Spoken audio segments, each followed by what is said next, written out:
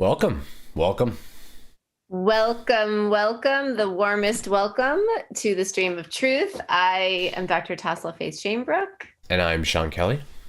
and today we are talking about something really beautiful, embodying the Christ, Yeah. embodying Christ consciousness.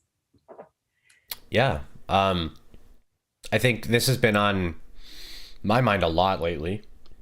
And I think that it's important to talk about it because I think most people think this is kind of an impossible thing.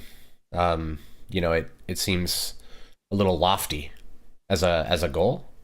And then also there's a lot of misunderstanding as well around. We were just talking about how we tend to see the Christ as like Jesus, which makes us think, oh, it's for men, or it's something like that, which Right. really limits it. Sorry, I've got something in my eyeball. Um, Yeah, maybe could we possibly start by you defining like what we mean by the Christ? yeah.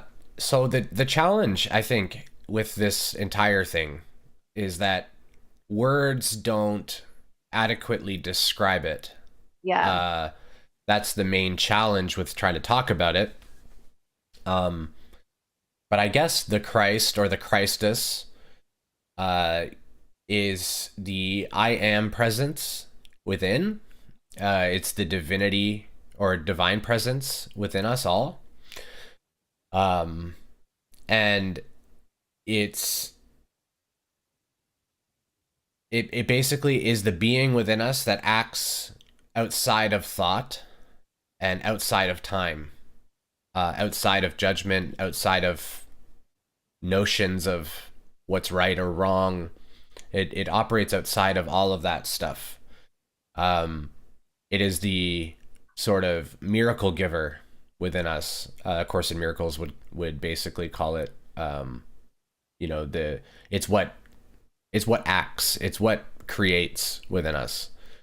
Um, and so for a time we really get focused on the human being the creator, and this is true. We are creator beings, but we are not in the control that we like to believe we're in.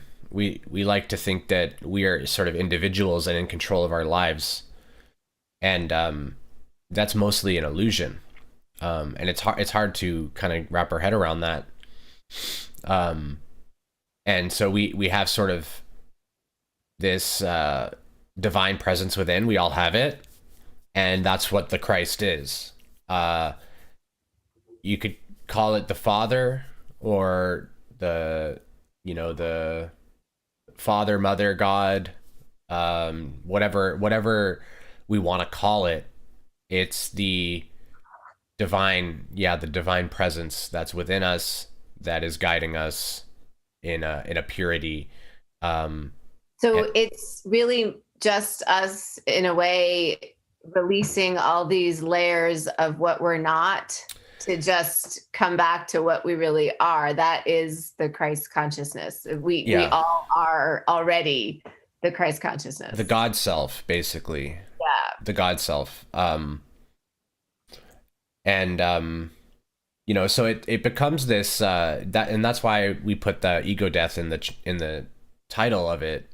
um Basically, in order, the ego is just constantly judging and you know Planning, planning and judging and, forcing, yeah, and making its promoting, opinions and telling yeah, its stories. complaining. um and welcome, thanks for joining us, Jamie. Good morning. And good morning, Paul. Nice to see you. Paul says, hello, you two. You've really helped me in the past 2 weeks. Your work is a blessing. Thanks. Thank you, Oh, Paul. I thank you, appreciate that. Paul.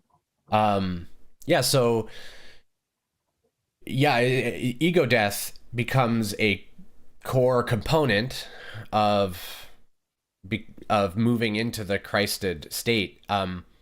It's a recognition of a state that already exists within you, but we block it from ourselves with all of our thinking and all of our planning and our the part of us that judges and says this isn't right or that's not right or this is better than this, and all of those things are basically our egoic judgments. And may I just ask, ego death, does this mean like the complete elimination of the ego, or the ego's still there? And I think you've said before, we can kind of relate to it almost like as a child within us. Yeah, so I can only talk of my experience with it, and the way that I've experienced it is that ego death doesn't so much occur. We have experiences of what we would call ego death, which is when we watch like our ego dissolves. A lot of people will have this with psychedelic drugs or these types of things. They'll experience ego death through that. Other people will experience it through meditation or contemplation.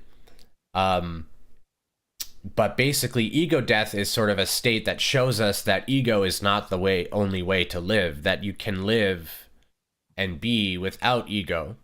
But I think that there's sort of differing states. So when the ego begins to dissolve, the way that I've sort of noticed it is that we can we put it on. It's more of a show, right? Like we're in a way playing. We're playing the role that we are familiar with as our ego, as our identity, as Sean or Tassel or as whatever. So while we're in that play, we are still aware that we're the Christ here. And that's really the only difference, is that we're playing in this role and speaking and getting involved in sort of the day-to-day things from a place of Sean's identity, being aware that that's kind of a bit of a show. Like it's not so much real. The real presence is the Christed presence that's watching. And so what it ends up becoming is this tailoring period where we were wearing this costume, and we realized a lot of the costume that we wear has bits on it that we don't really like. So we're like modifying the costume and being like, okay, I have this fear here about this. Like our ego, if we can make our ego a very positively aligned ego, then it becomes comfortable for us to adorn it and wear it as a costume while being the Christed state. And so this is what I'm kind of working on, because I feel that this is the ideal place for me, is to be able to be Sean, but also be the Christ, and basically see as the Christ while I'm being Sean. So we end up being able to do kind of both, and we hold on to parts of the identity or the persona that align with our divinity. So it's not, when we talk about ego death, the self, the identity doesn't die away. It just expands.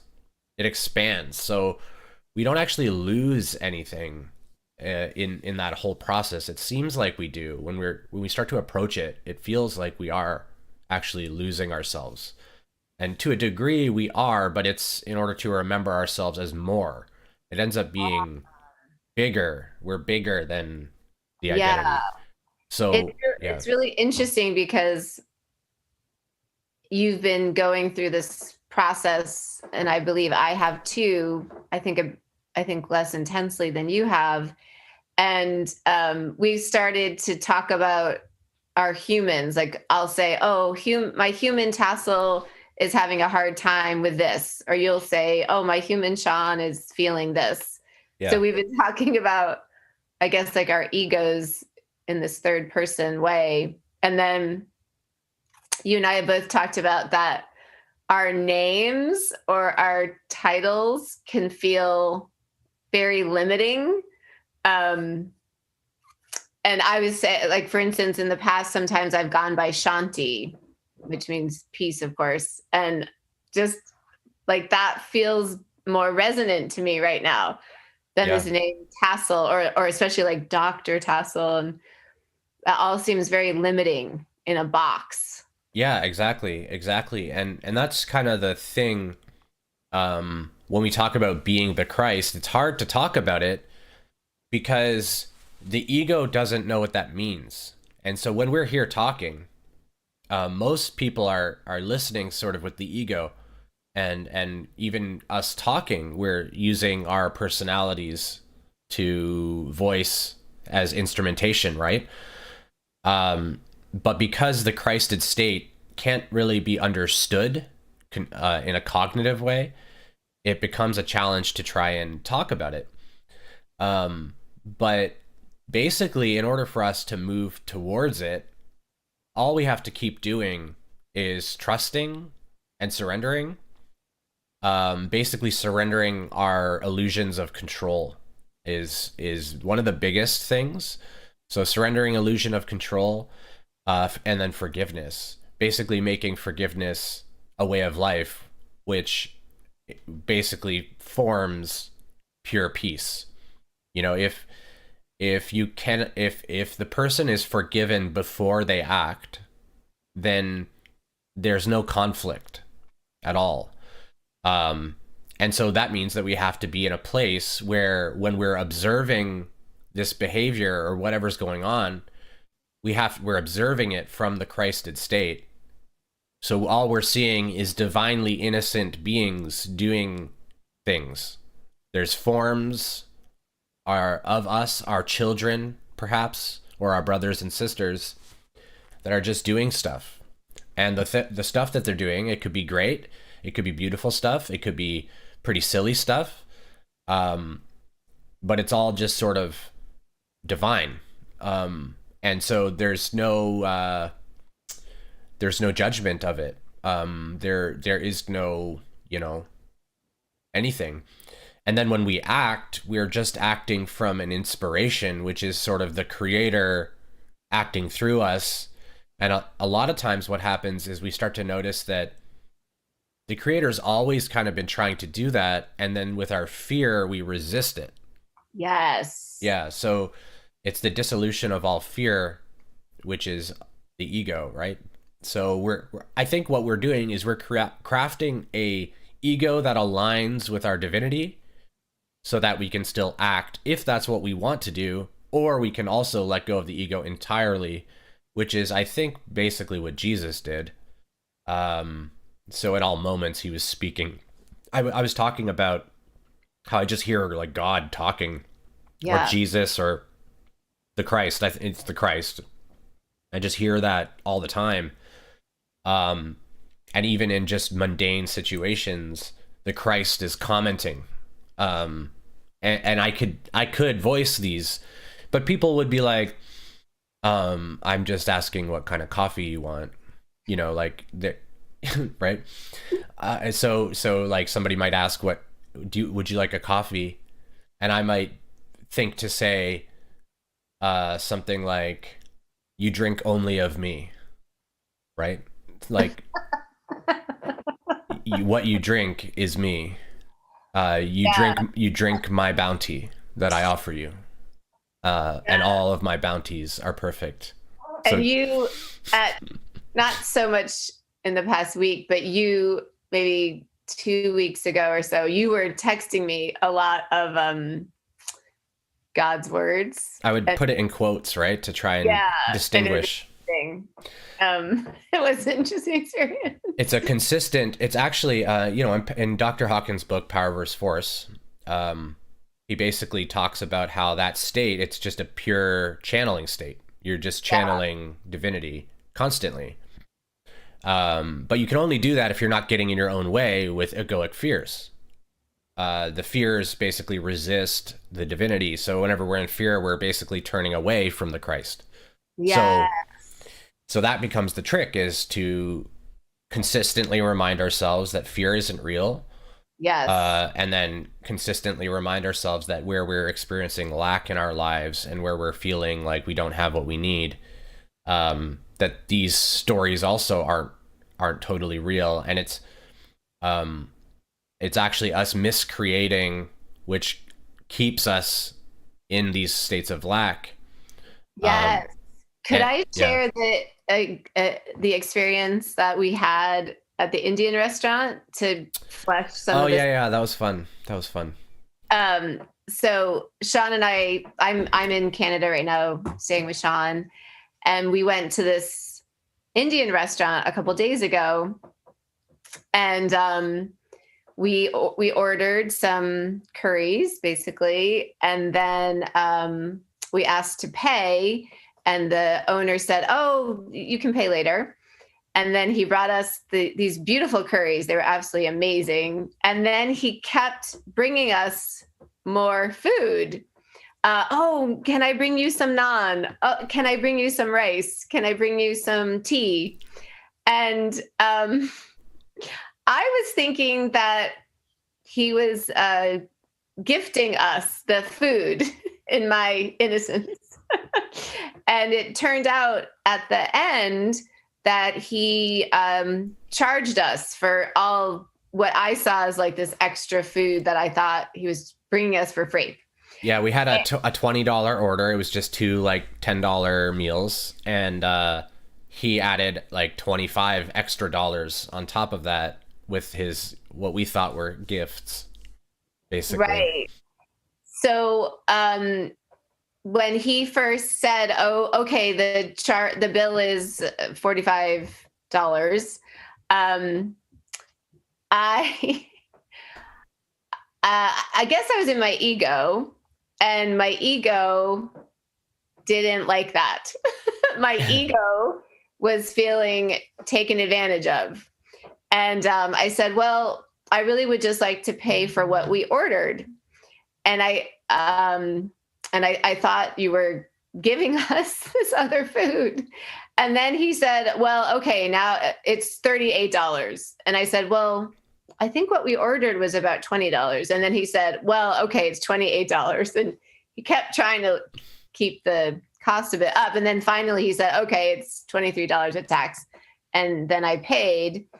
And at the moment, in that moment, I believe I was in some fear. I think he was in some fear. Mm-hmm. I think he was doing this maybe because his business wasn't, because Canadian stores and restaurants have been Restaurants have been doing really poorly here, yeah, so he's because probably of struggling. COVID. Yeah. Yeah, so he probably was struggling and maybe saw this as a way to bring in more money to his business. And I can understand that. But his fear, as we say, sometimes fear is contagious. It activated some fear in me of, Yep. oh my goodness, he's trying to take my money and I didn't realize it. And my Chiron wound is actually around money, so it just sort of ignited my fear. And then yesterday, after I kind of come back to myself, come back to my Christ consciousness within me, I thought, you know what? I want to go back and give him some more money, because we did receive all this extra food. And I think he probably is having a hard time. And that just feels highest and best. So it was there's a lot going on in that experience. But moving forward, the way I would love to handle it, if that happens again, is I would love to honor what feels important for me, that I didn't agree with having to pay for something that I didn't agree to. But in that moment, I could have said, "Well, I'd like to pay for what I ordered, and then I'd like to give you a tip for all the extra food that you did give me." And so to me, this is like a bit of an example of like honoring the human self, and then also just being in unconditional love and outside of fear, and seeing everyone as innocent.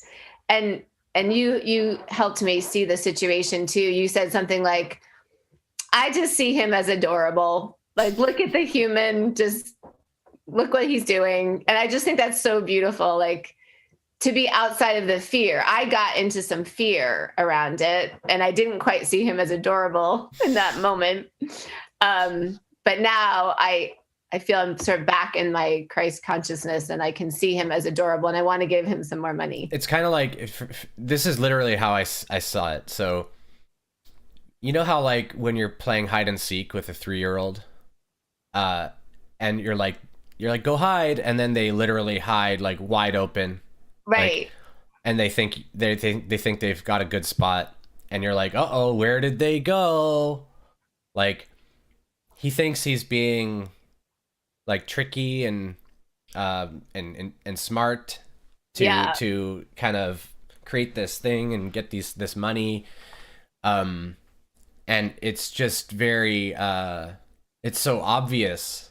And you know, it's funny because I was like, I saw that this was happening, but then Tassel was very happy and like sort of like, oh, look how she was talking about this mantra that she was talking about, because a lot of us have problems with receiving, right?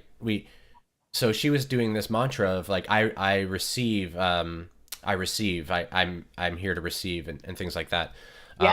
And I was like, she's been doing this mantra. Maybe this mantra is sort of bringing about receiving, and perhaps I'm being invited to let go of any skepticism. But I don't think I was being skeptical. I think I just sensed what was happening. But then I was like, hopefully I'm wrong. And I was like, I would much rather be in the story Tassel's in, with this generous man just giving us free food. He was very nice about it all, very cordial. Sort of made it seem like he was giving us gifts. Then he asked us to write a review for him. So it seemed kind of like he was like, oh, I like these people. They seem nice. It was totally possible that he was doing Tassel's version of it. And it was interesting because I realized I was in a story. Often I'm in negative stories. Like, I'm in a story of, oh, this kind of trauma happened to me before, so maybe that's what's happening right now. But in this example, I was in a positive story of, I taught English as a second language for many years in Asia and in New York City. And these wonderful foreign students that I taught were always like so generous, and were always bringing gifts and food. And so I just thought, oh, this amazing man from the Middle East is just or not Middle East, from India or Pakistan, I think, is just gifting us with this extra food. And so it was just really interesting. I was in a positive story, which wasn't quite accurate. And that's the interesting thing about it, is the reason for the defensiveness comes usually from being in a positive story and then realizing, oh, this isn't what I thought it was. Now I'm a little perturbed by it.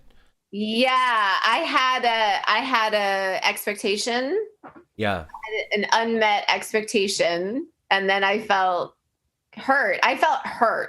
Yeah. I felt, oh, I think he was kind of trying to like take advantage. Me. Yeah, take advantage. And I felt hurt, and then I just felt I had to be defensive and not give him more money. Yes, and that's how we can tell if we're in the Christed state or not in that moment. And so it's not a matter of judging ourselves at all, because like I said, the Christed state is it's a lofty goal to embody that all day long, every day, right? That's a degree of mastery that takes time to. It doesn't have to take time, because again, I said that Christ is timeless.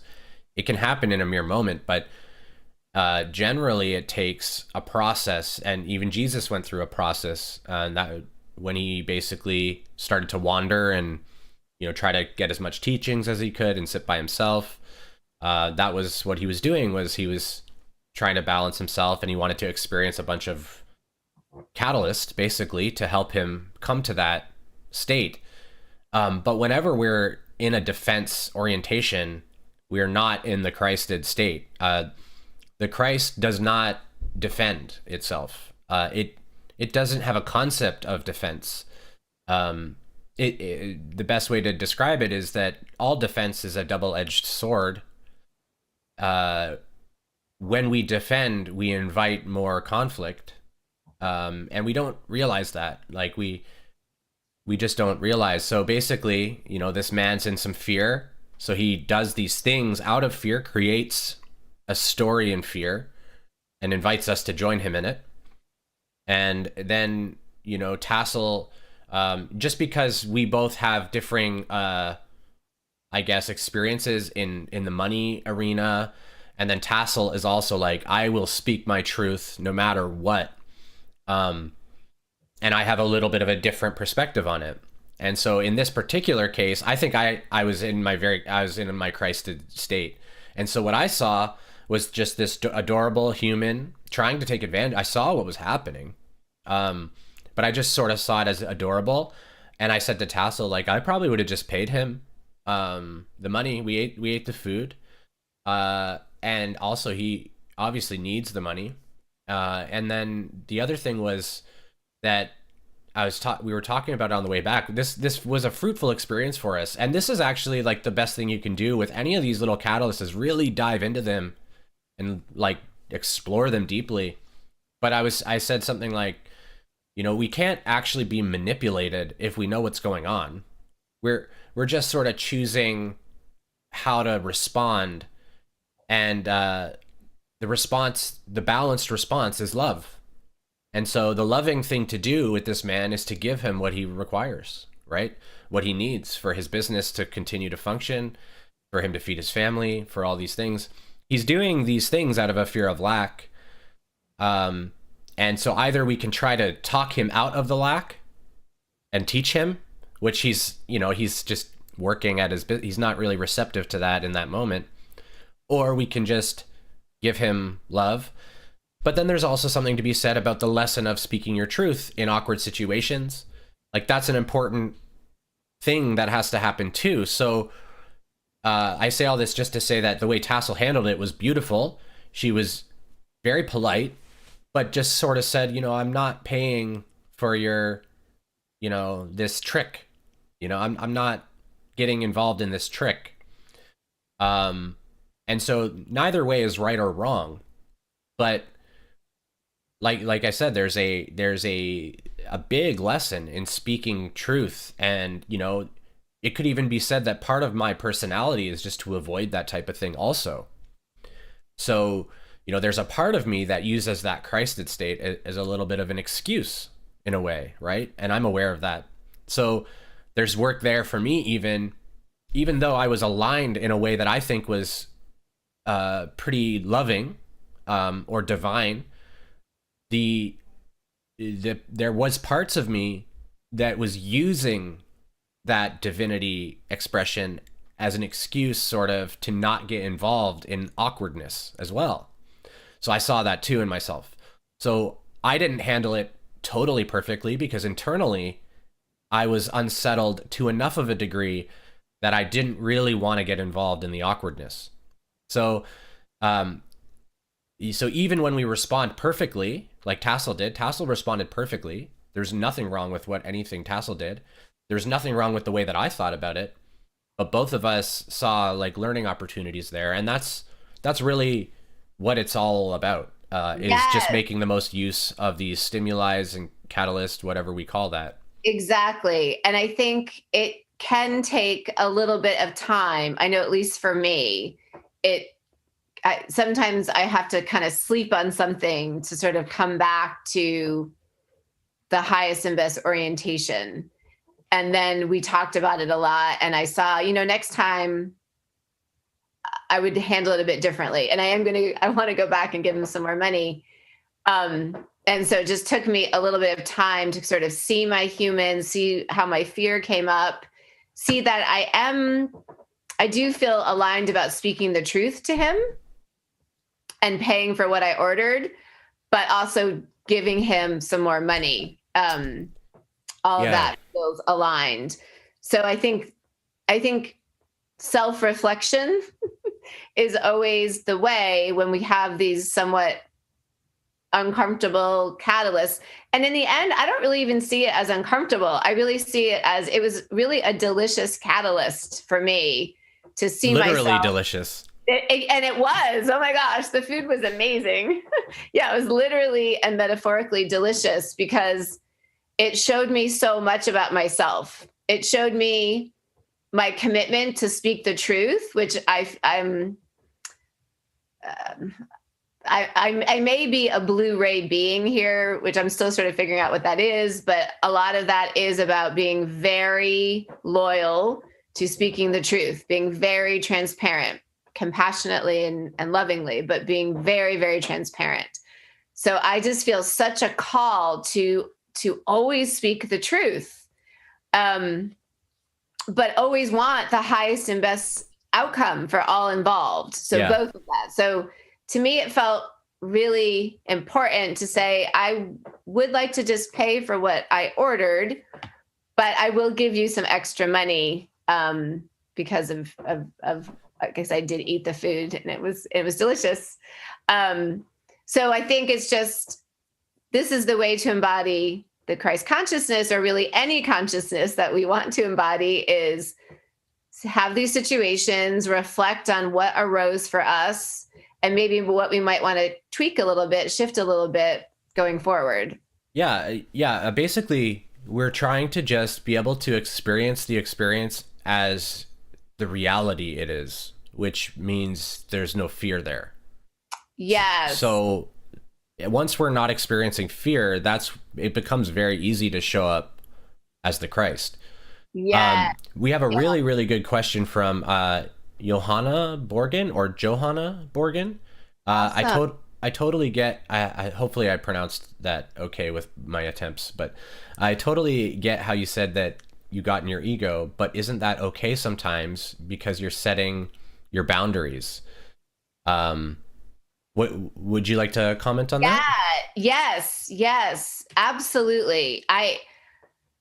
So we talk a lot about, am I coming from inspiration or am I coming from fear? And as I was having this conversation with the man who was trying to basically, I felt, overcharge me, I could feel some resistance to wanting to stand my ground in my truth, that it didn't feel aligned to pay what he was asking for. So I could feel some resistance, that it was awkward for me to do that to a certain degree. And then I did feel inspired to speak the truth of what felt in alignment for me. So yes, I felt like that was very important for me to speak. I would like to just pay for what I ordered. And I think also as a female in our culture and the way I've been socialized has been more to be very people pleasing and to be obedient and to somewhat abandon myself. And this has been just a huge lesson in my life. So yes, absolutely. That felt very important, to set a boundary there with him and to speak my truth of what I felt comfortable paying for. Yeah. So absolutely. And then at the same time, to also come back to love and how can I serve this man as well? How can I serve him? And I do feel I served him by speaking the truth. Mm-hmm. And maybe he might shift how he does things. Maybe it might help his business if he maybe doesn't do that. I don't know. It's not to me to presume any of that, but how can I also serve him from love? And so to me, giving him, say, like an extra tip to just give him some love, as he's sort of asking for love in a way underneath it all. He's really asking for help underneath it all, I felt. Yeah, it's a cry for help, basically. That's the way I see it. It's like honoring what my human self needed to do for her to be in alignment, and then honoring what I could do from my God self to help this person as well, like both. Yeah. Could I jump into that? So there's a standard sort of trajectory of awakening, and sort of our empathic and intuitive capacities, as well as our self-esteem, basically, our self-love, because that's primarily what we're working on, is our self-love. So we come from usually either like a disempowered state in some, it may not be fully disempowered in all areas. We may be confident in some, but in certain areas we'll feel disempowered. And so there's a state where we want to step into the power. This is when we start to realize that we have boundaries, we have preferences, and it's okay for us to establish them.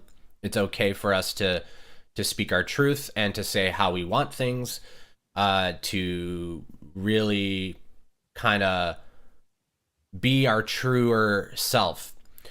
At that stage, the self that we believe as our truer self is still our ego. So what we're basically doing is healing a maladjusted ego to become an empowered, strong ego. The side effect of that is this idea that starts to come up that I know what's best and I must maintain order. So as we step into our empowered state, we then start to feel we have trauma still, basically. Other people have taken my power from me before, and now I need to defend against this. And I now have the power and courage to do that because I have done my work on myself, came into more self-love, and felt better about myself. And now I'm able to stand strongly in the face of any adversarial type situations and just express my truth. So that stage is really, really important. But the Christed stage is beyond this. It's of a higher order where there's no need for boundary at all. You know, if you think of Jesus, he didn't defend his own death, right? He walked willingly to his murderers and then was murdered. This is sort of the ultimate sacrifice, or the ultimate, there's no defense. Now,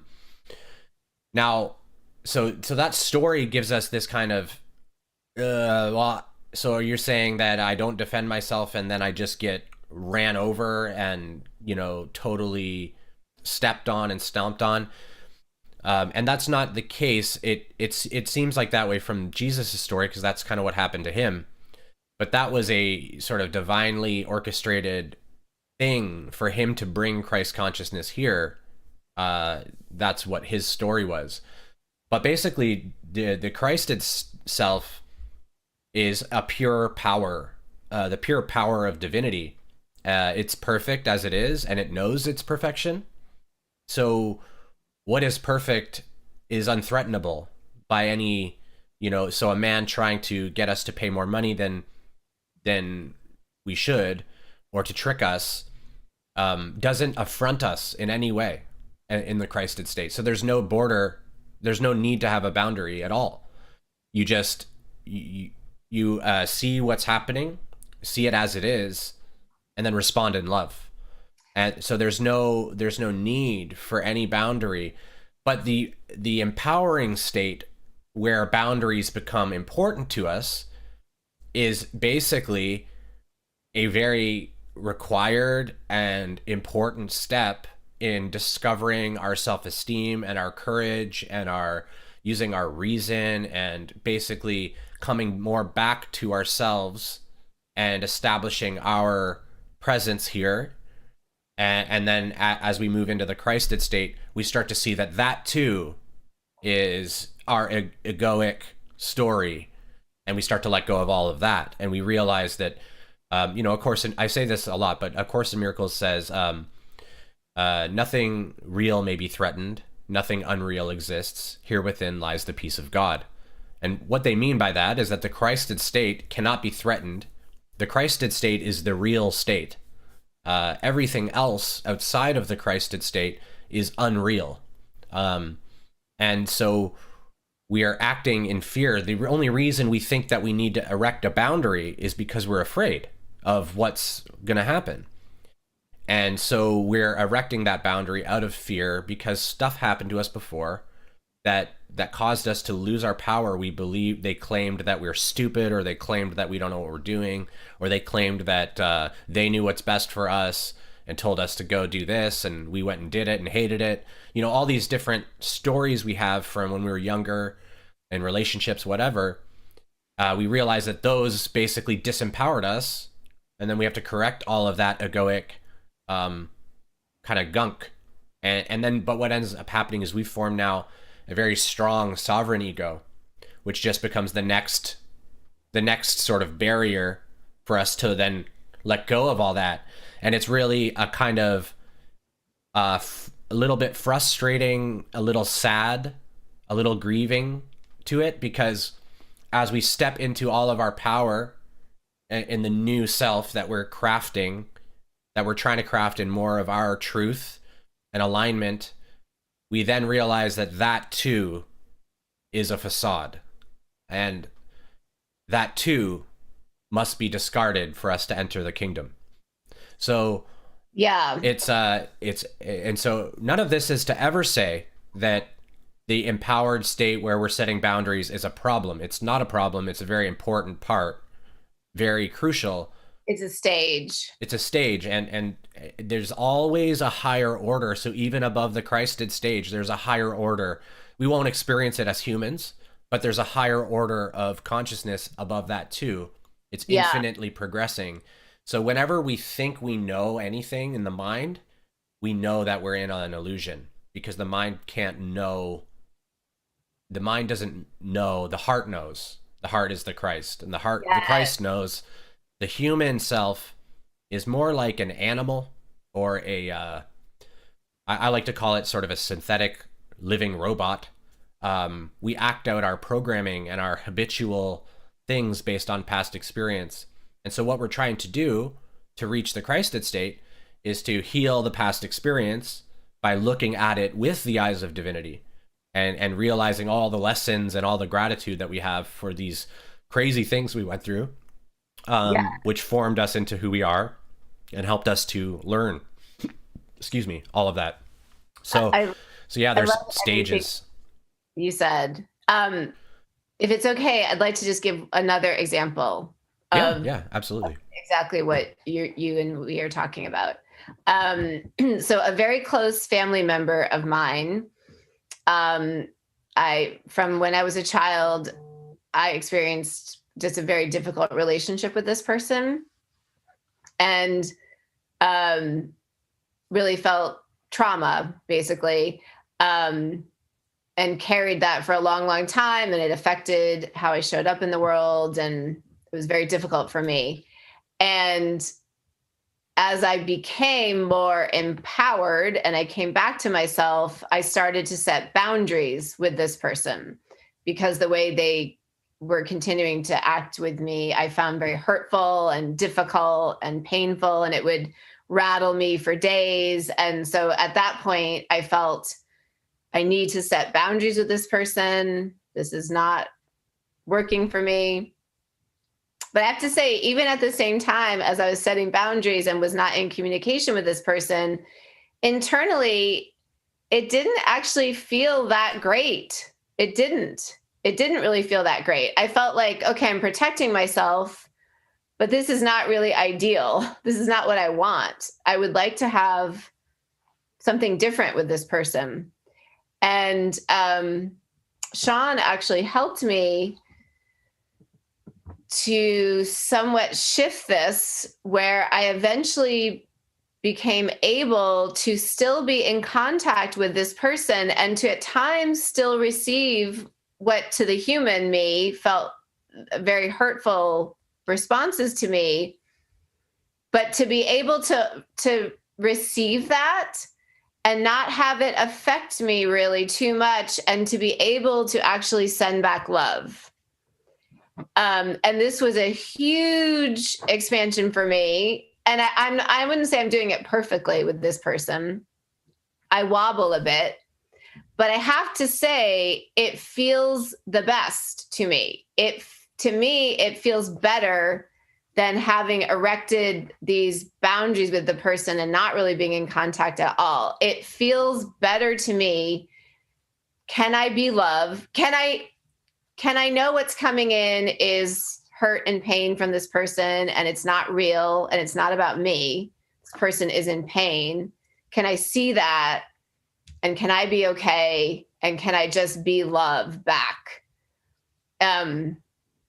So that's what I'm trying to do. I'm not always doing it perfectly or anything, but it does feel inside of me really pure and really beautiful. And just to know, can I show up as love as much as possible?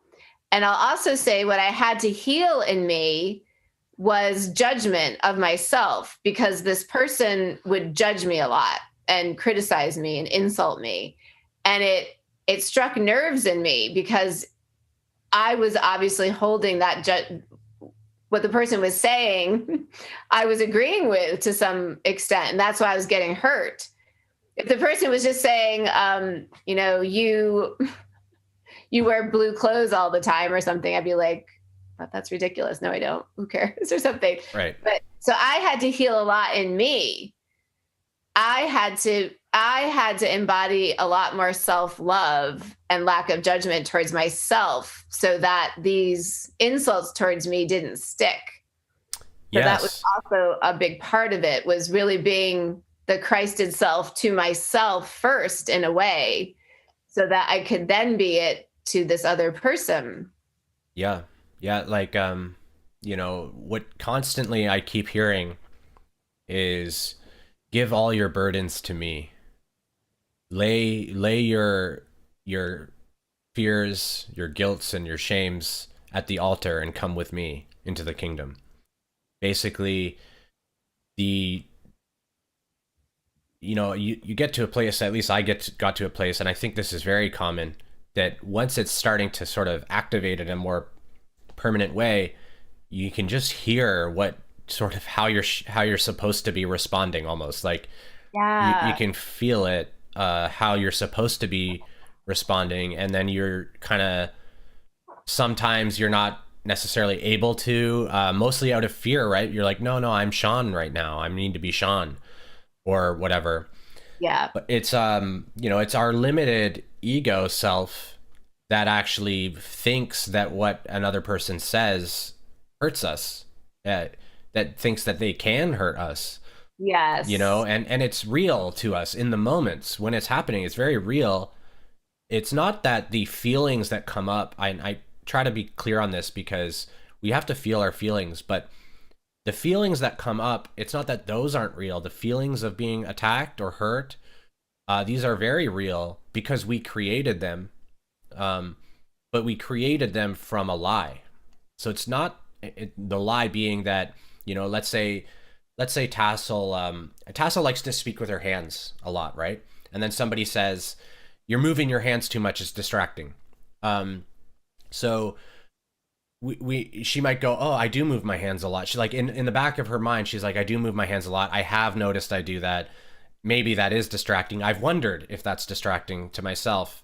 And I've wondered if I should try to put a rein on that. But I do this because this is how I talk, right? So she's probably okay with it, but there's a part of her that was questioning it, most likely.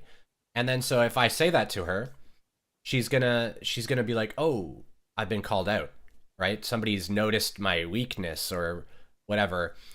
And so you can see that obviously her speaking with her hands is just a neutral, like it's just a unique thing that Tassel does when she's expressing, and I do it too, and it's it has no meaning really at all, other than she's just being herself, and so, but because it triggered that little bit that she was talking about, that like there's some judgment of herself in there, it doesn't feel good. It feels like I've been attacked. They've attacked a part of me that I'm aware of, that I've thought about probably to some level, and it could be really small, and then that hurt, therefore I should stop them because they're hurting me. And the ego doesn't perceive a difference between a physical attack or an emotional attack. It's all pain to the ego, and pain is sort of fear, and it's It's sort of like any life form. When it experiences pain, it goes, no, no, no, no, it moves away from it, right? So what we have to basically do is realize that that person, what they say is meaningless. Like, it doesn't mean anything. They're just projecting some type of something. Like, most likely in some case like that is, I want to feel like I have advice to give Tassel because I'm very smart and I know what's going on, and I'm going to find something to criticize in her just so I can position myself as wise, or as, something, because I have this feeling in my mind that my role for her is to just give her advice all the time, let's say.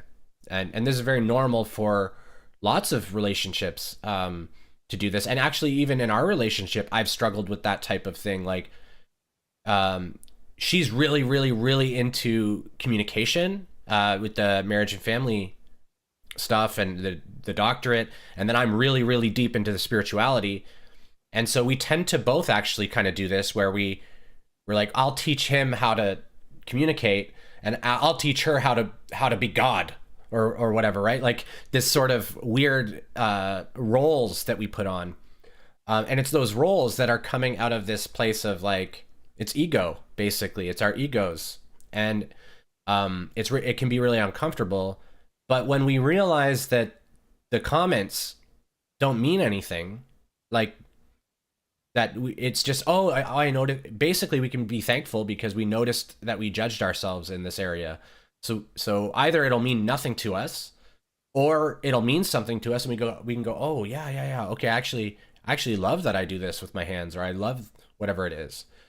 Yeah, so it's really seeing actually all of these situations where we might think we need to erect boundaries as catalyst, as situations that are showing us something about ourselves. Yes. So the maybe intermediate stage that we're talking about, which is fine, is if you just feel this is too uncomfortable, this is hurting me, this is not serving me, I'm going to erect a boundary. And that's beautiful and perfect.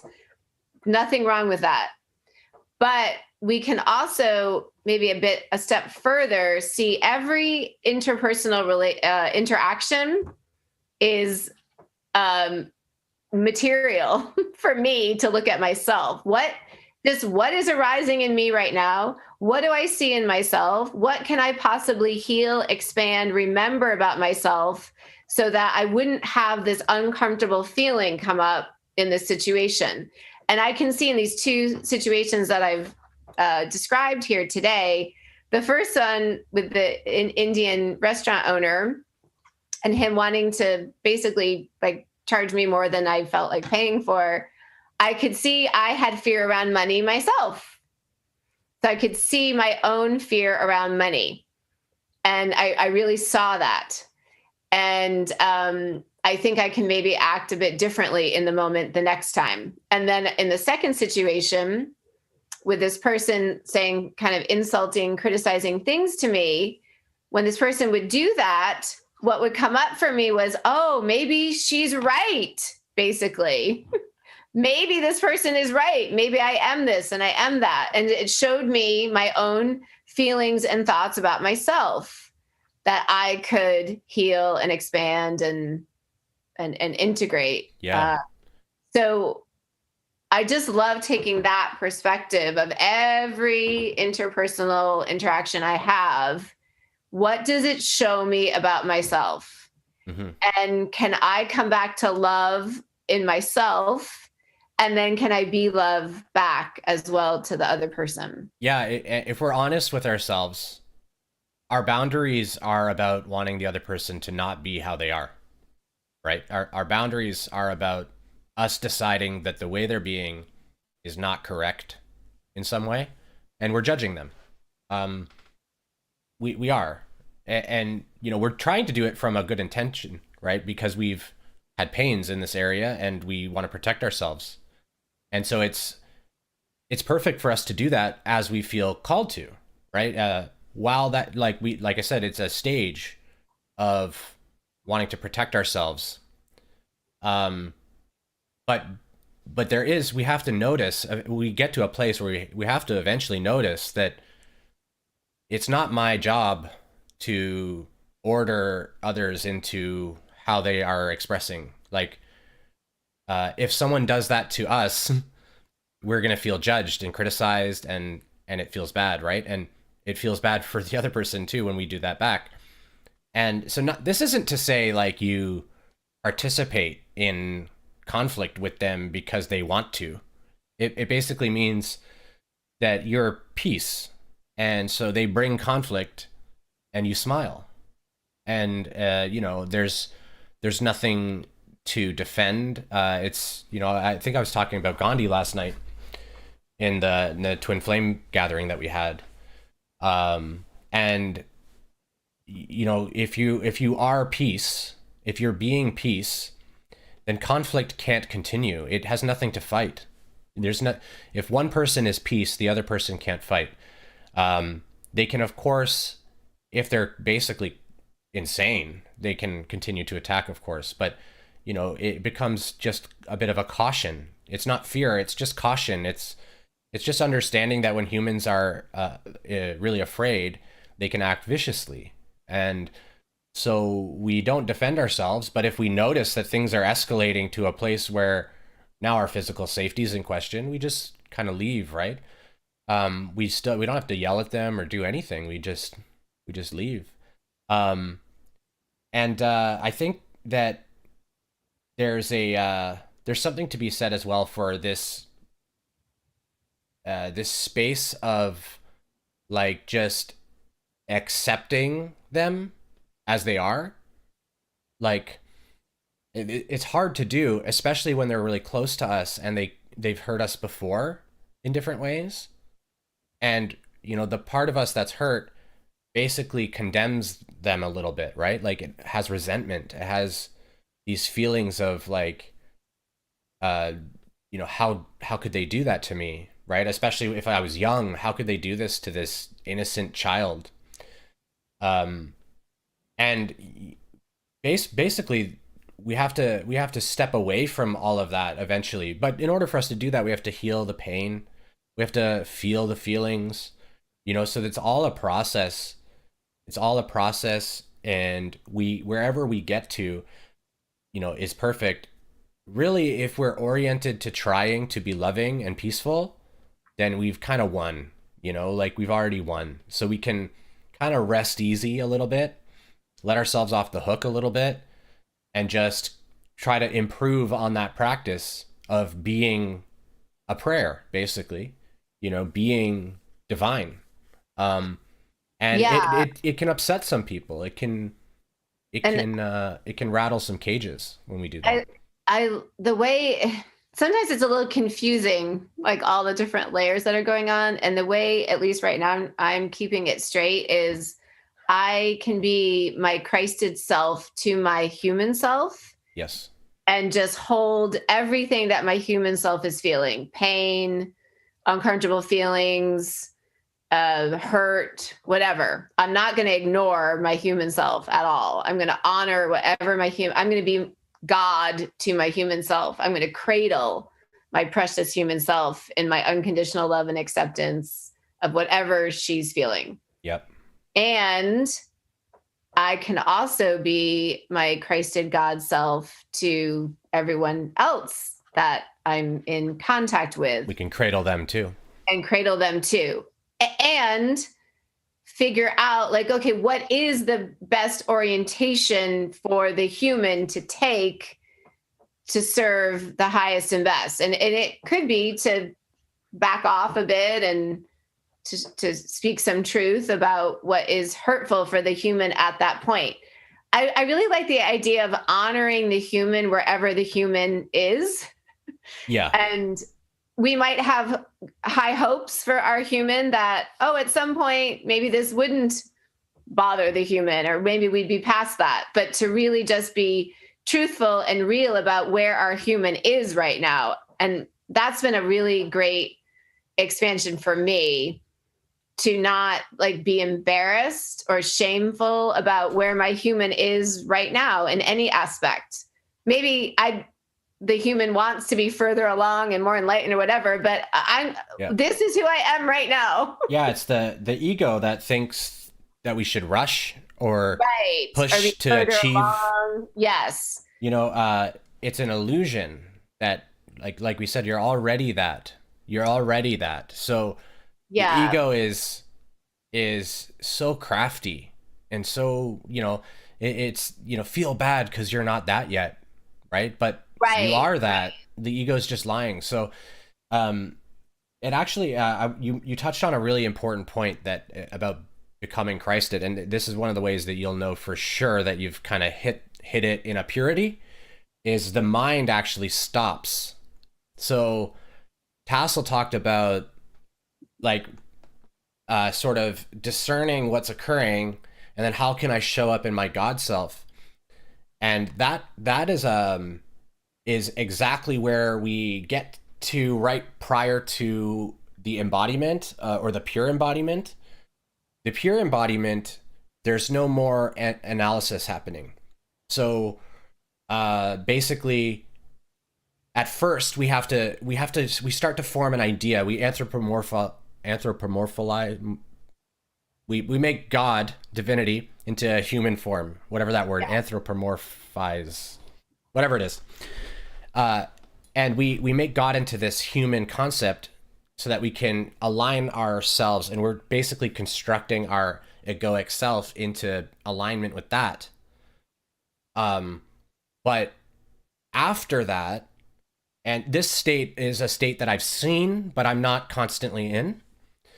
So that's the only reason I can talk about it, is because I've seen it and felt it and been it, but I wasn't able to hold it because I had too much distortion still. So we get to a place where the mind stops, and in that stopping there's a bliss and an ecstasy that goes on. The whole body feels like you're orgasming, and it's just a peace, blissed out state.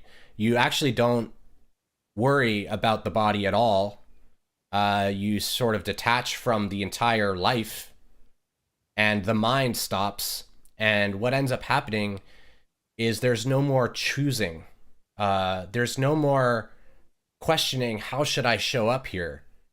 There's none of that happening. What happens is the Christ shows. The Christ emerges naturally, without thought. So it becomes the intuitive or instinctual expression of the emerging divinity that's been trying to do that the whole time, that the ego's resisted. Yeah. So that sounds amazing. yeah, it's a really blissful, peaceful place. And I would think that all of us at times are in that place. I would think that we may toggle in and out of it. If I thought that before, and then I experienced it and realized that I had never reached that. I thought I was doing it already. Okay. And which is really common to, like, basically we get a really aligned ego. We have some fears and stuff still, so we wobble in and out of alignment or not alignment. Okay. So our when our ego is aligned with divinity, we can be like, look how good I'm doing, right? Okay. I'm in it. But it's still a costume. And we don't realize that till we actually, all of that falls away into oblivion. Then we go, whoa, everything's crazy. So so there, that is an aligned, that's an aligned identity, right? It's aligned with what our conception of divinity is, so it feels really good for us to embody that. And that's sort of the first, or one of the first major goals, is to have an ego that isn't so terrified, that is, attempting to be loving, but also not chastising itself for its missteps as well. So that it's in a peaceful ego is sort of the stepping or the bridge to the Christed state. And then in the Christed state, there's no thought at all. There's no one here, right? So, and I've said that before, like, there's nobody here. This person isn't here. So once that steps away, you see with a vibrancy. And remember, I had to wear sunglasses inside, I couldn't see properly. Everything was way too bright, and I had headaches, and my whole body was aching. The Buddha talks about like the bones feeling like they're broken. Jesus talked about bleeding or sweating blood, and skin being on fire.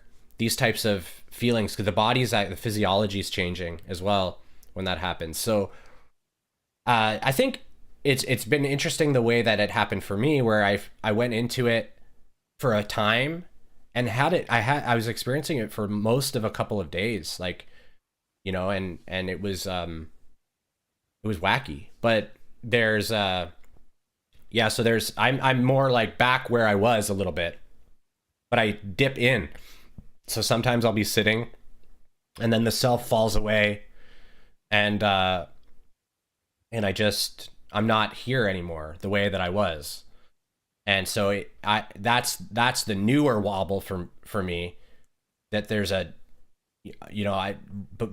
not long ago, like a month ago, I was basically under the same impression about like how we're aligned sometimes, and then other times we fall out of it. And that's true on the egoic self, like the egoic self side. But because we're still analyzing, like we're still considering what's the highest and best. We don't know the highest and best, and can't. We don't know what's happening. So that's our ego trying to make sense of what we're experiencing. And while that's happening, the Christ is not, it's not purely expressing. It's like a halfway point almost, like it's quite aligned with the Christ, but it's not the Christ expressing, because we're still sort of not relinquishing the self. We still think of ourselves as, in that moment, we think of ourselves as Sean or Tassel, basically. We don't think of ourselves as the divine, which is not a being. We don't see the separation. The separation all falls away, and we see all as it is now, in a harmony. And it becomes the body starts to be seen as kind of like annoying in a way. Like it becomes like, oh, I have to eat, I have to like move, but you don't feel that you have to. The body becomes like a little bit of an annoyance in some ways at these stages, because the body seems to limit us. And then that's when when we start to hear like our names and be like, well, that's not who I am. That type of stuff starts to trigger us a little bit. So there's a new phase there. It's really, really interesting, really, really interesting, and kind of wacky. It's that's the important distinction, though, is this thought. There's a cessation of thought, because it's the ego that analyzes what we're doing, and is this aligned or is that aligned? The Christ can only be aligned and doesn't consider its actions at all. It just does as it does, sort of. Divinity just expresses and emerges, and once that's happening, that is the state of the Christed presence. So people tend to enter that state in channeling, and that's one of the stepping stones into that. They can enter that state. They don't usually dissolve the body and experience the bliss or ecstasy level yet, but in that state, they're letting their personality steps aside, and then they let a being kind of enter them, or a consciousness frequency, and then they express it. So it's a similar state to that, but it's like a little further beyond it. But yeah, so when we're analyzing, basically it's a really important point that I didn't know this until it happened, right? And again too, like Tassel said, wherever we're at's perfect. Like for me, this just, I'm like single-minded, focused on this. Like this, everything else to me is very dear to me. Like everything that I hold close, like Tassel, my children, my family, the work that we're doing, these things are dear to me as Sean, and they only become more dear to me as in the Christed state. It's just more dear. Um, and so it ends up being just a very blissed out, peaceful place. That it kind of becomes obvious that you can't really talk the way you would prefer to talk as well, like without people just thinking you're nuts, more or less. Like, you know, like I said with the coffee or something, like you consume me, you know, like we consume only me, and these types of things, like they don't, it doesn't make sense to people, right? So um it's that's when we're not thinking, and it's the ego that goes, oh, don't say that, oh, we shouldn't say that. So that what kind of pulls us back out of the non-thinking or the non-linear expression. Another side effect that's really important, if you don't mind me sharing, sorry, I know I've been talking a bit, but instead of seeing circumstance, we begin to see only essence. And Tassel and I do this together a lot. We're not so concerned with the particulars of what's happening in our relationship, or, you know, and we do fall into them and get very concerned about the particulars, but usually we step out of that eventually and say we don't really care so much what happens here. What we care about is being in harmony.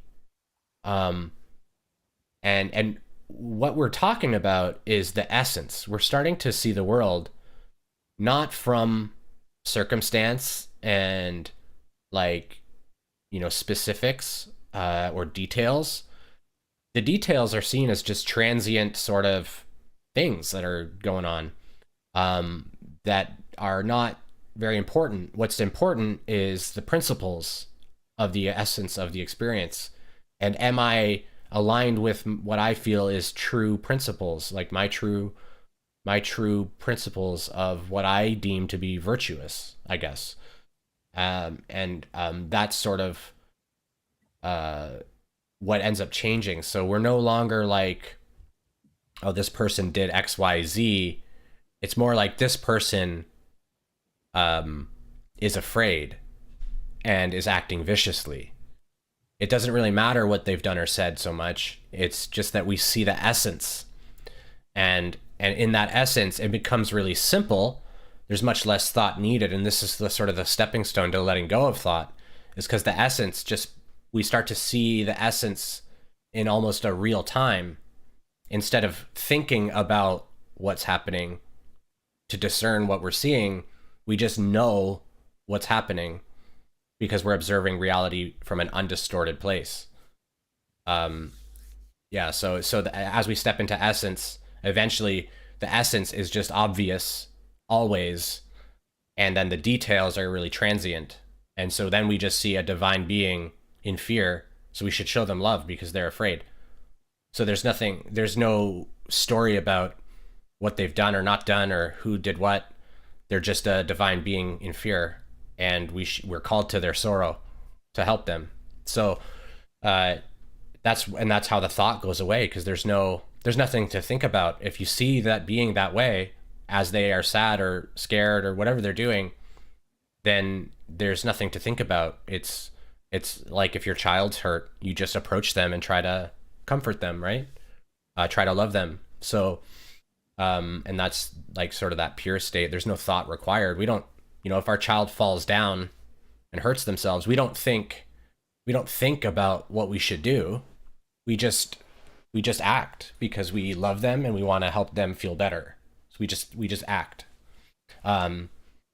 Unless we're really in fear. We might yell at the child if we're really in fear, right? If we're really afraid.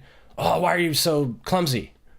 Right? That type of thing. So yeah, there's lots and lots of nuance and levels, and it's a great discussion point. And Tassel and I are both having unique experiences of it.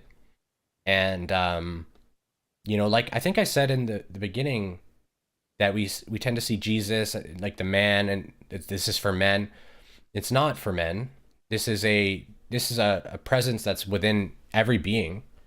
And it's that part of us that we're looking to recognize and remember, not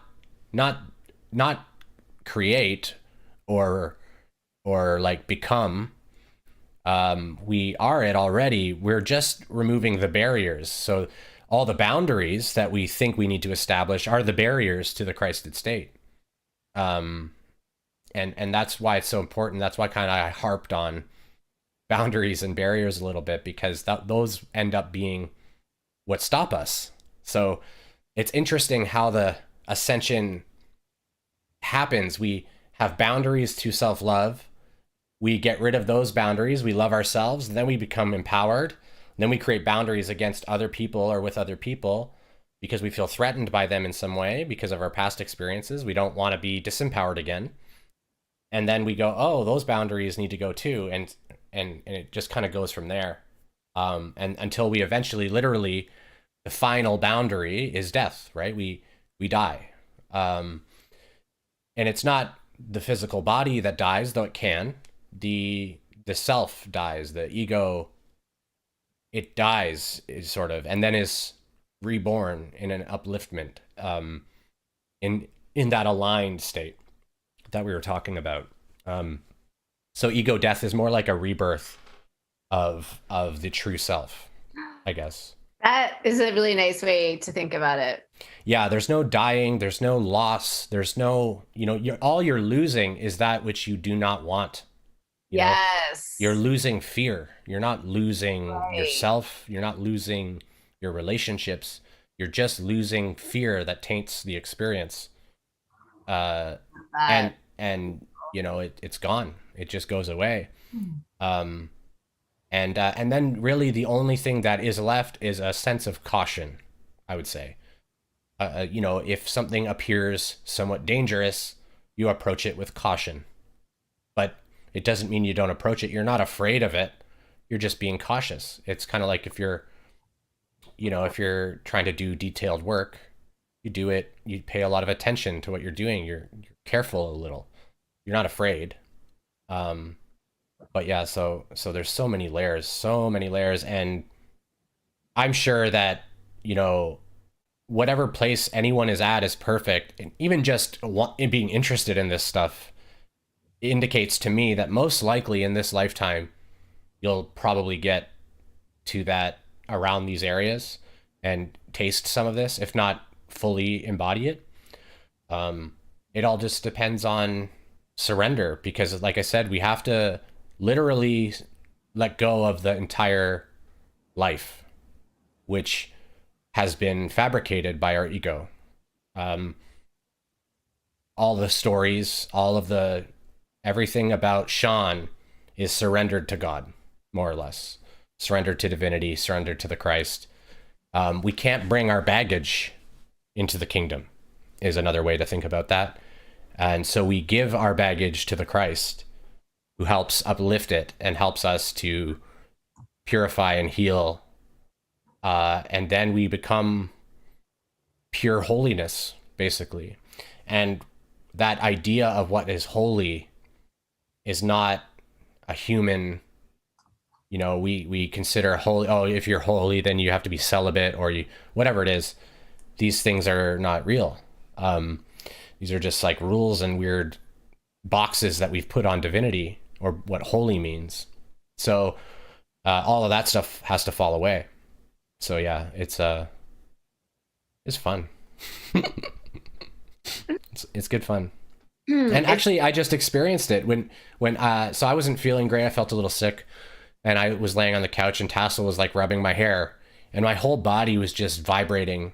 Like Sean fell away again, and then I fell asleep, and it was we start to have these serene, like undescribably beautiful experiences with other people or without other people. I don't think I said anything to Tassel. Actually, probably I wouldn't be able to speak or hear her if she spoke during that time. So it's we start to have these sporadic experiences of it, and that's how we know that we're kind of getting ready.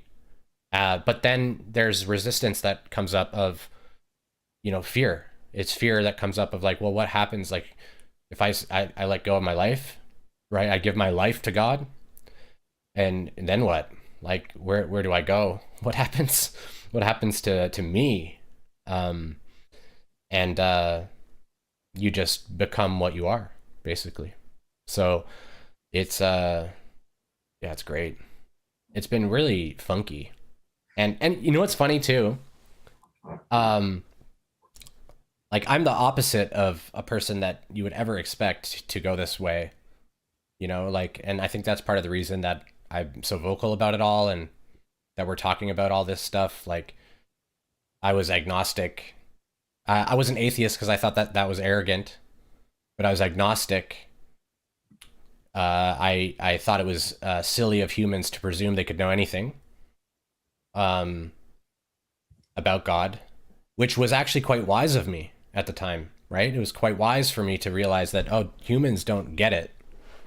Um, but it was that, and then I was really analytical and into IT, not at all into any spiritual anything. I started meditating from scientific research on meditation about neuroscience and the change in the gray matter and the neuroplasticity. That's why I started meditating. It had nothing to do with enlightenment or peace or whatever. It was, I want to be better. I want to be smarter. I want to be gooder. And you know, it, if I can hit these states, then anyone can do it. Anyone. I'm certain of it. So wherever we're at's perfect, and it's, you know, it's so important that we give ourselves grace, because I have been so hard on myself in this like journey, and it's totally unnecessary. It's totally unnecessary. We don't have to do that at all. And we do it because we've been conditioned to focus on outcome and achievement, and I have to do my best, and you know, all Could that you stuff. possibly share maybe one or more of sort of like a practical practice that people can do to really get to this authentic self? Yeah. So there's a couple practices that I like to recommend. Thank you for asking. This good to make it a little more practical for people. Everyone will find their own way. When you start to approach this state in consciousness, you naturally know what feels good for you. But before that time, it does help to have some practices to try, and basically that's how you figure out what works for you. Um, the first thing is to know that you're not separate from people. You have to know that duality is not real. This place is an illusion. Um, it is a beautiful illusion. It is an alive. It's alive. It's not that it's an illusion in the idea that it's not real at all. It's an illusion in the idea that separation exists here, and separation is an illusion. So we're not dissolving, we're not saying that the whole reality is not real. We're saying that the idea that I'm a separate self in this reality is not real. We have to know that in order for that Christed state to become possible for us. So we have to basically remind ourselves of that. That's the practice, is to look at everything and see the creator, see divinity in everything, including bad things. Because what we have to confront is these ideas around, you know, how could God create, you know, there's the war going on right now. How could God create this war? What kind of benevolent being would do this? And that's the interesting thing about it, is because we're in fear, we miscreate. So we create outside of divinity, and we create these illusions of fear, but it's all meant to bring us back. But we have to look at all of these things and question these things in ourselves. And, you know, what kind of God would do? Why would God do this? Right? And eventually we come to the understanding that it's all lessons. We're in this illusion to learn how to be love, basically, how to break past fear and let go of fear and see the reality for what it is. So in order to do that, if we have to keep looking at everything and seeing the creator, including ourselves. It's a really big practice. I think Tassel does this too, where we look in the mirror. We can call it mirror gazing, or we look at ourselves and try to see our divinities, see our higher self looking back at us, like stare into our eyes, tell ourselves we love ourselves, these types of things. And that helps a lot. Another practice is to basically constantly surrender. And so what I say now is Gloria in excelsis Deo. And what that means is glory in the highest to God. I believe it's Latin. I don't even know what language it is. But these things just come in to say. And what I'm saying is this being has no glory. The glory is God's glory. This being does not act independently of God or divinity. This being expresses only divinity and is not responsible for anything that it receives or achieves. There's none of that is real. The creator is responsible for these things. So Sean doesn't get any glory. And that's a challenging place because we have to basically say, so even like when Tassel was rubbing my hair and I was laying down and I was feeling all blissed out, I was saying to myself, this too I surrender to God. This too is God's pleasure. This is the divine's pleasure. This will, the will that is sort of acting through Tassel to comfort and to play with my hair, which feels nice, and me laying here in comfort. This is God's will happening. It's not about Sean or Tassel. It's about an expression of love here. And so it's depersonalizing, but still being in all of the beauty and the great things that are happening. And releasing the thought of the small I, the Sean self, is doing these things, which gets confusing. It gets a little bit confusing, but if we just keep doing that, it starts to become obvious that that's true, that is what's happening, that I actually don't have the agency that I thought I had. There's an agency, but the only agency is fear or love. That's the only choice we're ever making from our free will. We're not really deciding on things the way we think we are. What happens is divinity encourages us to do something.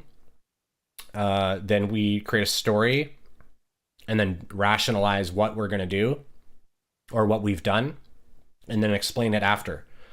And that happens so fast that it seems almost concurrent. It seems like we decided to do this or whatever, but that's an illusion. What was happening is the creator is doing this thing. And you're just a sort of instrument for that. So trying to basically literally live the life, just constantly reminding yourself that I didn't do this, and just basically thanking the creator for everything, being grateful for everything, and consistently doing this will do it. The real, it's so simple. It's so simple.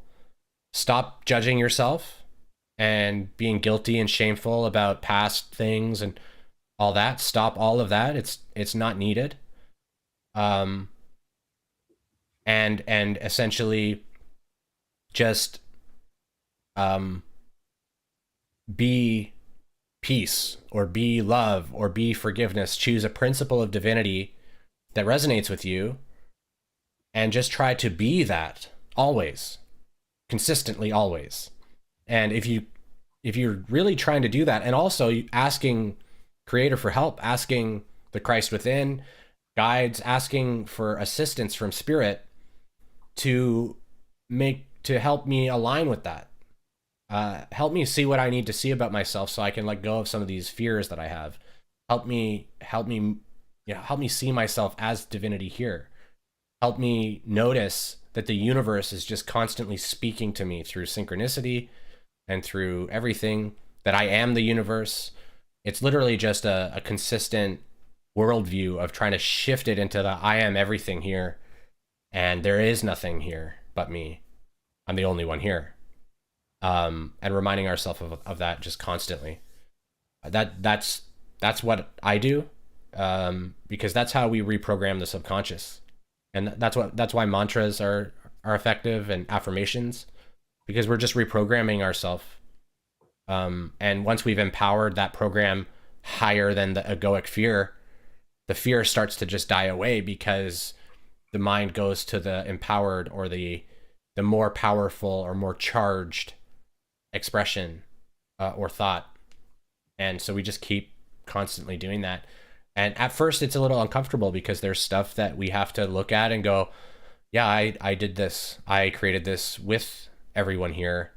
Even though I'm on the other side of the world, and, whatever, none of that. Sean doesn't create anything. The creator creates, and the creator creates in love, and then humans miscreate in fear. So it, if you think about what all fear is like a distortion of love. It's a turning away from love. So, like, for example, if somebody's really power hungry, let's say, like Putin or something, he wants to expand and basically be powerful. He's confusing his God self, that's all powerful and all loving, with the human identity that wants to have ownership and control. And so he's distorting the will of God, which is to be divine and all powerful, and then turning that into a fear-based concept, and then enacting control and putting things into what he sees as order, reclaiming countries or whatever it is. So the true expression from the creator is, you're a divine being, you're all powerful and have all that you need. And then the being goes, I'm all powerful, but I don't have all that I need. I better go get it all. Right? So it's all fear is just a distortion of the creator's love that we then use to miscreate.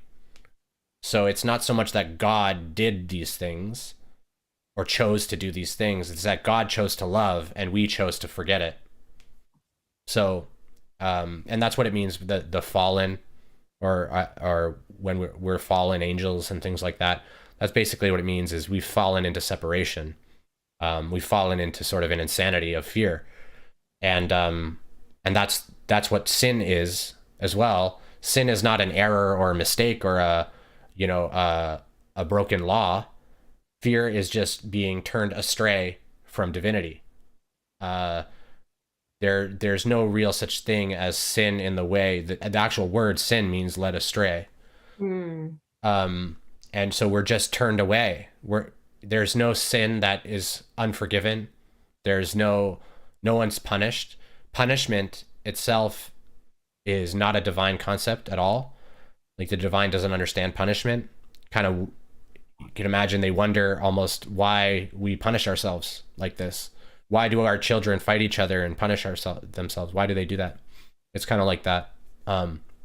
Although it's obvious why, but I'm just thinking of one of my favorite ideas is from shamanism, to be the hollow bone. And yep. From everything that you've been sharing, that's what I always go back to. And to me, that makes it like really clear. Like, I am just a hollow bone, a hollow vessel for spirit, which I am spirit. Spirit is not apart from me. It's me as spirit just coming through myself. And I just love the question, what would you have me do today? Like, connecting with, your authentic self, your God self, spirit. What spirit? What would spirit? You are me, I am you. But what would what would we have us do today? That's kind of how I do it. I'm like, what are we doing today? And I tend to look up. I like the we, because then I'm not separate from exactly God. I am God. God is me. What are we doing today? Yeah, as the hollow bone. Yeah, and another thing is a mantra I got this from, I think, Paul Selig. He did a trilogy of books called the Trilogy of Mastery, or Mastery Trilogy. And in there, he repeated these words that I remember from the Melchizedek order. And then later, I found out that the beings he channels are from the Melchizedek order. So it was really profound for me, because I was like, I remember this teaching that he's teaching from past life or something, and that he's teaching it.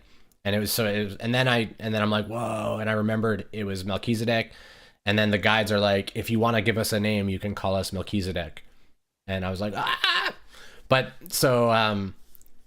basically the teaching is, I am here, I know who I am, and I know how I serve. Or I am here in truth, I know who I am in truth, I know how I serve in truth. And what this is affirming for the soul, or for the being, is that I am divinity here, and any of this limitation stuff is not who I am. And so the hollow bone is a perfect example of that. That would be the Christed state. If that's an authentic state, that's the Christed state, the hollow bone. There is no person. It's just divinity expressing. And so that's the same thing. Now, so that's the other thing that's really interesting about it too. If you speak with a shaman that's at that state, they may not call it Christed. They may not speak of it in that way. Yeah. But it is the same thing. Yeah. And there are sort of biases at that state too. Like there are sort of personalities of like, or archetypes that are very mysterious to me now, but there's like archetypes of the Christ. So like Buddha would be like the perfect wisdom, and Christ is the perfect sacrifice, like Jesus. Yeah. So they have different biases to how the Christ is serving. Right. So, and it has nothing to do with the human being. It's all just sort of the divine expression tuned for this particular experience that seems to have these biases and preferences of how they act, things like that. So it's really, really, really interesting and deep. Amazing. I think, we're almost an hour and 40 minutes. Yes. So we should, I guess, close it out. That's a great topic. Like, there's probably more we could talk about. Hopefully those practices help. There's a whole bunch of them. There's that I am practice as well, where basically, just set a reminder on your phone every few hours or something for just a minute. Basically, when the alarm goes off, you just spend 60 seconds to sit and just remind yourself that I am, right? I'm not this body. I am all that is. And just ground yourself into that feeling. And if you do that a few times a day, like it just starts to be more like you're literally changing your reality. Basically, you're and through that changing the world. So it's the most important thing that anyone could ever do here, easily. Everything else is nice, fun, beautiful, whatever. But as far as like value goes to enough of us do this, the world is gonna change. You have a whole bunch of Jesuses and Buddhas and stuff running all around. And Mary. Yeah, and then we'll also be able to see that the Christ expresses itself in so many fun, strange ways. There's a sense of humor there that people tend to presume isn't. There's a sexuality there, a sacred sexuality there. There's a lot of stuff there that the Bible and other of our teachings kind of dissuade us from. Yeah. So yeah, it's going to be really, really interesting as this becomes easier to embody. And because of all of the people that are working on raising their vibration, essentially the more of us that do this, the easier it gets for others to slip into it. And that's why one of the reasons it was not so hard for me to get there, is just because of all the work that humanity's already been doing. So it's we lighten the load for everyone. And in Power versus Force, Dr. Hawkins talks about how if somebody's calibrating above like 500, they're offsetting negativity in like 10 million people. So that's a logarithmic scale that goes up, and the Christed state's at 1,000. And so that's doing it for like, I don't know, 1 billion or something, right? So we don't have, right now we only have one person that's up in that area, Baba Sri Prem, I think is his name. I think he's Brazilian or something. But if you just watch his, I don't know if you guys will notice this, but if you just go on YouTube and search him, he's Spanish, I believe, and he's speaking in Spanish typically, but you can feel it. I can anyway. And he's got a presence and a joy that's just very palpable, and it's not an excited joy. It's like a clear, he just loves being. It's just obvious. He just loves being. And there's no sense of urgency. That's the other thing you can notice, is they don't rush anything. They might speak a few words and then just stare at you for a while. Things like that. So yeah, it's really fun stuff. This is a great topic. It's one of my favorite, probably. So thank you for everyone for listening and tuning in. Thank you, Tassel, for indulging me a little bit. This was kind of my idea, and I appreciate the opportunity just to speak to all of it and share my experience, which has been kind of wacky. But I want to give people permission, like this random guy on the internet says he's doing it, and whether it's believable or not isn't super important, but I think it serves as an example of anyone could do it. It does take some effort, I guess. Not effort, but that's not the right word. Just like commitment. Commitment. Yeah, okay. I want to do this. You'll know, like you just know, and there's still lessons for Sean as well. That's the important part. I can feel that there's still stuff Sean is learning, like, and for me to abandon that, I could just say, no, never mind, forget it. But there's still some juiciness here to learn and to experience with Sean. And so stepping into that highest state, it's not quite the right time for that. I'm supposed to be towards it, but I'll plateau there for a while, probably 5 or 10 years, and then I'll pop up, something like that. But it becomes kind of obvious. We don't want to discard the personality too early, and actually we can't really.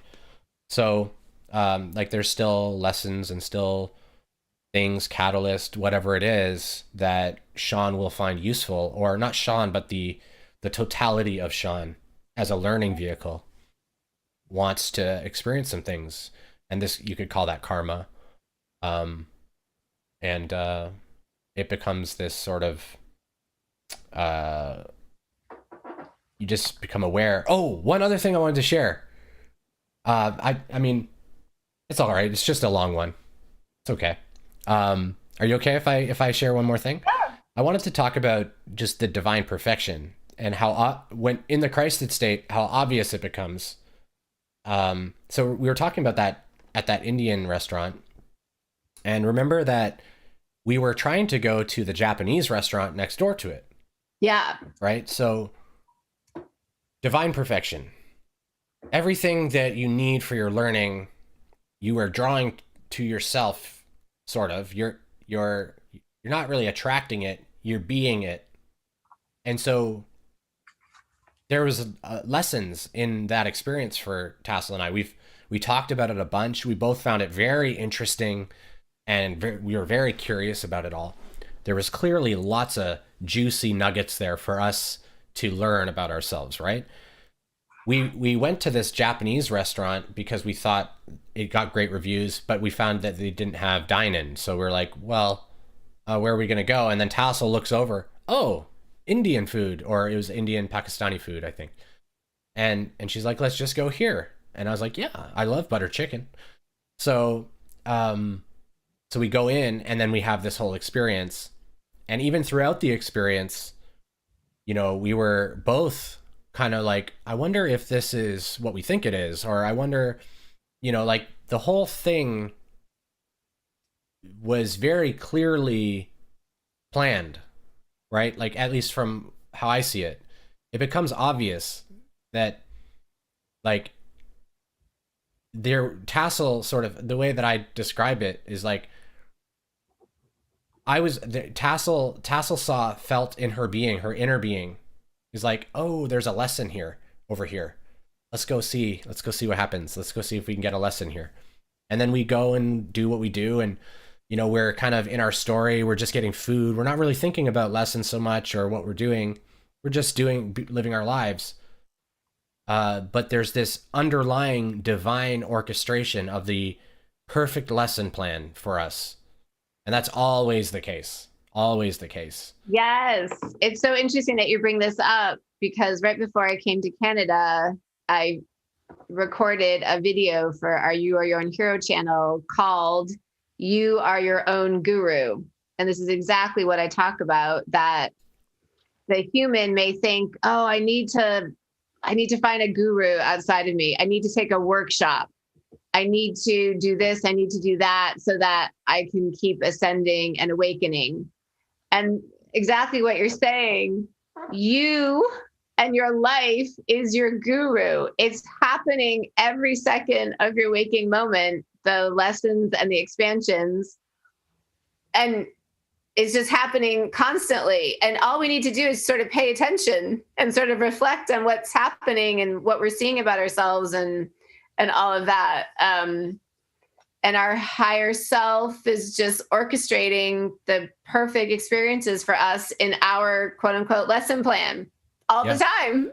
Yeah. There's nothing we have to do. It's just sort of be conscious, basically. Just be conscious and be paying attention. Yeah. The way to think about it, this is how I perceive it occurring. And, you know, in a linear way, which it's not quite accurate, but this is a good way to think about it. The higher self just directed Tassel to look at the sign. The higher self already knew that if she looked at the sign, she's going to want to go. The higher self is aware of the conditionalities that are existing in the being. So basically, all the higher self does is really say, look at that. Look at that. What about this? And it just brings stuff to your attention. It doesn't make you do anything. It just brings stuff to your attention. It kind of knows what you're going to do. It has a pretty good idea of what you're going to do. It's not always correct. And that's part of their learning. It's like, whoa, I thought they were going to do this, but then they went the whole other way. What happened? Right? Yeah. I like to see everything as invitations. We're being invited by our higher self. We're being invited by life to experience things and to reflect on them.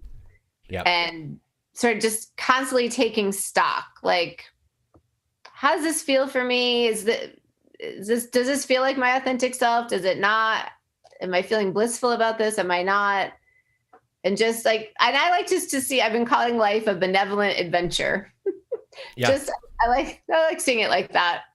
Like, my kids used to watch Dora the Explorer. And I just sort of like that energy that we're on an adventure. There are going to be things that are going to be very challenging, things that are going to be painful. But that's part of what an adventure is. And in the end, an adventure contains just transformative experiences, transcendent experiences, beautiful gifts. And this is the hero's journey is another way to say it. We step off into the hero's journey, and we end up really just remembering who we are. Yeah. As divinity. And to just look at the whole thing, at least for me, as a benevolent adventure. And somebody the other day, it's so funny you brought up Dora the Explorer. Somebody the other day said to me that when the mind is going into fear, they say swiper, no swiping. So, like, basically, the swiper is fear. Like, swiper, no swiping my divinity away. No swiping my presence away. Oh, I like that. That's swiper, no swiping. It's so simple. Just swiper, no swiping. Like when fear is coming in, No, thank you. No, thank you. It's not for me. Playful. I like that. Yeah, no, thank you. It's I appreciate the opportunity, but I'm not really interested. And I love that. That's awesome. the good thing about that is when the fear is really strong, we are not really able to do that. So we have to feel it all, and that's how we see through it, is by Yeah. feeling it all and going through that sort of and then practice.